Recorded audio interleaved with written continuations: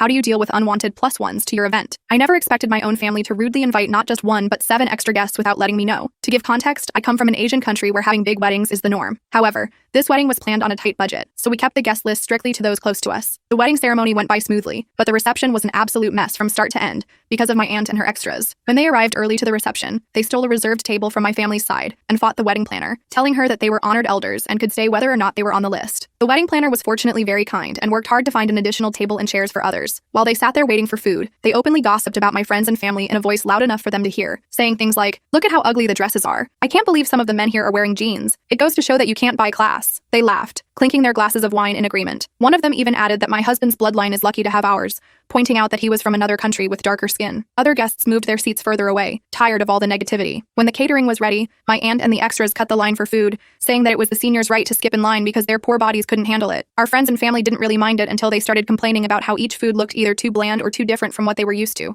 fighting the caterers and calling them incompetent. My aunt sighed and shouted how the food at her daughter's wedding was so much better. Throughout the reception, they continued leaving snarky comments about my reception dress and the program, calling everyone incompetent and disappointing. The other guests slowly got tired of their nonsense and excused themselves from the reception early. I eventually noticed that so few people remained when it had only been an hour in, and my maid of honor explained how my aunt's friends pushed everyone away. The anger seriously built up the more I heard about the things they had been saying and doing behind our backs. My blood was absolutely boiling, and I felt like doing something completely reckless to get back at them. I grabbed the microphone and gathered everyone's attention, announcing that I was so thankful that my aunt and her friends showed up. They told me how since they were our elders, they wanted to pay for the entire wedding reception on my behalf. Everyone clapped along, surprised by the news, especially given how openly rude those guests had been all evening. My aunt and the extras looked so uncomfortable being put on the spot but gave an awkward bow. I called up my aunt for a small speech, and she stiffly walked over to retrieve the microphone. My aunt faked a humble laugh and smiled, saying, "Of course, anything for my favorite niece." My husband happily jumped in on the fun and thanked them for paying for our upcoming honeymoon as well. It took all my strength to hold in a laugh. We all clapped once more, and I returned the attention back to the dance floor. I glanced over at their table,